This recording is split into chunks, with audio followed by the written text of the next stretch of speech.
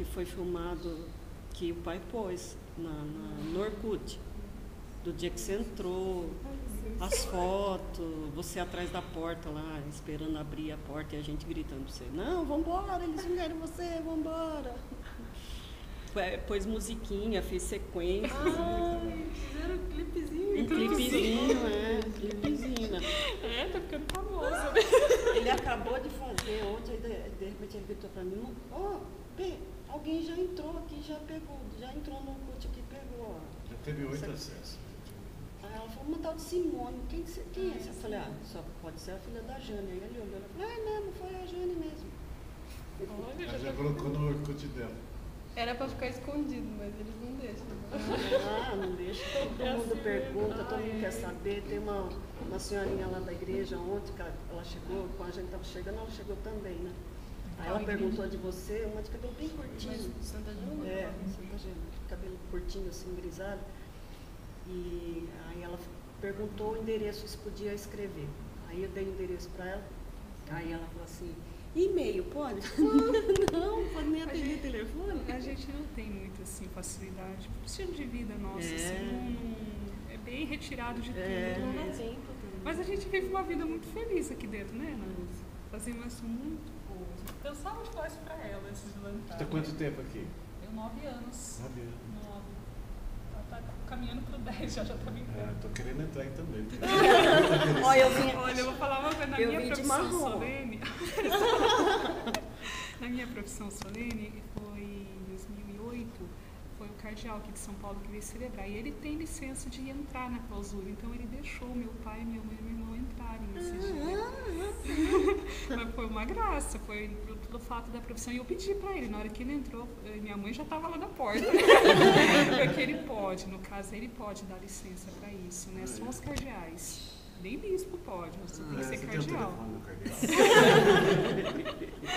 Então, mas aí ele deixou, até que eu tenho a foto, lembra que eu mostrei? A minha foto com a minha mãe, meu pai e meu irmão no dia da profissão. Reza pra fazer a profissão, tá vendo? Agora, assim, né? Se Deus quiser. Sexta-feira me deu uma crise de choro, que eu não conseguia parar de chorar. A minha mãe tem até hoje. Então é normal.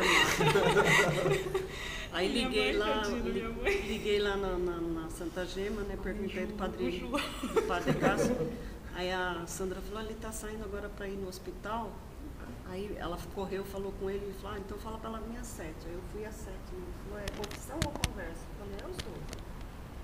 Aí comecei a conversar e falar, por que eu tô assim? Por que dá essas crises de choro? Assim, porque você não entregou. Aí falou de Isaac, de Abraão e Isaac e tal. Você não entregou de verdade. Quando a senhora entregar de verdade, essa dor que a senhora passa, né? Tá. Mas é engraçado, a minha mãe, quando eu entrei, e depois assim, eles aceitaram bem, minha mãe e meu pai aceitaram muito bem, graças a Deus. Mas depois eles ficaram com drama, eles tinham medo de eu sair. Eles tinham medo, assim. Eu também já pensei nisso. Assim, sabe porque a gente conhece gente que saiu, entrou, saiu e depois abandonou tudo. Essa pessoa, medo. E minha mãe tinha medo, assim, nossa, eu falava assim, claro, eu não fiquei por causa disso a nesse sentido. A gente nem consegue também ficar por esses motivos humanos, assim. Se não for vocação, não fica mesmo. Não fica. E às vezes nem entra também, né? Quando não é vocação, a pessoa nem às vezes consegue entrar. Mas daí minha mãe e meu pai tinham esse receio, né? Ai, e se ela voltar, né? Porque eles assim, acostumaram tanto com a ideia de eu estar aqui, ficaram tão felizes por isso, né? E a alegria do meu pai. Até hoje meu pai fica atrás de mim para mim gravar as irmãs cantando no ofício divino, né? Eu faço de tudo para sair fora, sabe por quê? Ele quer colocar no alto-falante da terra dele. Lá eu falei, eu falo assim, pai, não tem como, é difícil. Eu sempre falo, Rafael, quase 10 anos que eu tô aqui com essa mesma desculpa. Porque ele falou, mas é para colocar no alto-falante da minha terra, nasceu numa roça, lá no estado do Rio de Janeiro, lá, né? Perdido lá no meio. Daí ele vai lá e fica falando, todo mundo perguntando, porque eu ia na caixa das velhinhas lá, conversava. Então, assim, as pessoas já gostavam muito de mim. E toda a casa das velhinhas lá, né, ficava adulando as velhinhas, elas gostavam, né, tadinha. Então, assim, inconformada, assim, de não ter mais notícia, né. Às vezes eu escrevia para algumas delas, né? Mas assim eu falo para a Ana Lúcia, né? Às vezes uma coisa bonita que a clausura conserva é um clima fraterno, porque às vezes assim, aqui as irmãs elas estão, assim, entre aspas, tá bem desligada do mundo, né? Então isso possibilita que a gente viva uma vida fraterna muito bonita, muito rica, né? Doação, né? É muita alegria, então a gente não tem também que um ambiente É que a gente Não. imagina que clausura é aquela Tá coisa preso. triste. Não, Tá preso, pelo né? contrário. A nossa Mari, quando ela entrou, ela falou que os irmãos dela nunca entenderam. Olha, depois de mais de 20 anos, ela sempre foi a mestra das noviças. Ela era a mestra nossa, né? No nosso grupinho, né? E no caso, ela trouxe a gente para ver os irmãos dela uma vez. Os irmãos dela nunca tinham visto assim depois, as irmãs, né? Elas vinham só conversar com ela e ir embora, né? Quando ela viu as meninadas tudo rindo, aquele monte de menina rindo, fazia bagunça e brincava, ele falou assim, nossa, hoje eu entendo por que você conseguiu perseverar aqui, porque achava que era uma coisa normal, um clima assim pesado. Pesado, é. Não, e não é, pelo contrário. As irmãs são muito boas com a gente, muito mesmo. É que nem ontem, né, lá na igreja, todo mundo vem perguntar dela, né? Aí eu falei assim, é que a gente está acostumado, o normal, entre aspas, né? A gente cria filho para crescer, namorar, casar, que é o comum, né? Não é que não é o mais comum, né? Aí, de repente, uma vocação de freira, mas de clausura, assusta bastante, né? A gente não estava ligando muito. Até o sábado, dia do envio, que aí começou a bater, que vai mesmo, né? Aí no domingo aqui, depois de toda aquela cerimônia, e a portona para abrir. É um pouco difícil, a minha mãe ficou passando mal. Aí quando a gente saiu daqui, fomos para casa, ela trouxe um carro cheio e a gente veio no outro. Aí eu fui manobrar o carro, ainda bati o carro na árvore aqui para sair. Aí fomos embora. Nossa, tadinha, também tava, né? Aí fomos embora, chegando em casa, esses dois ficaram lá em Altinho. Fomos só nós dois para casa. Não, e a Maria Paula. A Maria Paula subiu e já foi pro quarto.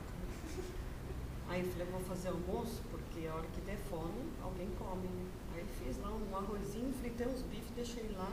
E fui pro quarto onde ela tinha dormido com a Camila.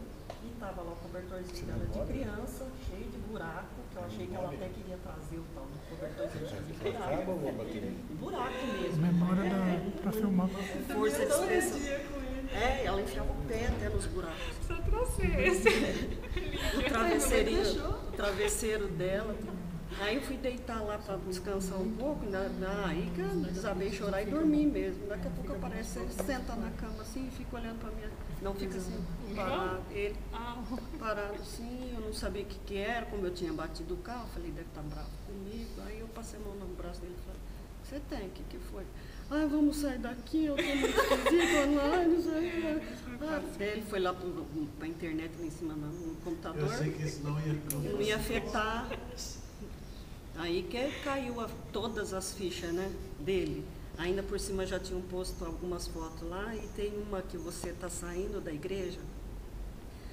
No dia de entrar aqui, essa não está. Você estava saindo pela lateral, depois você tirou uma foto com a Júlia.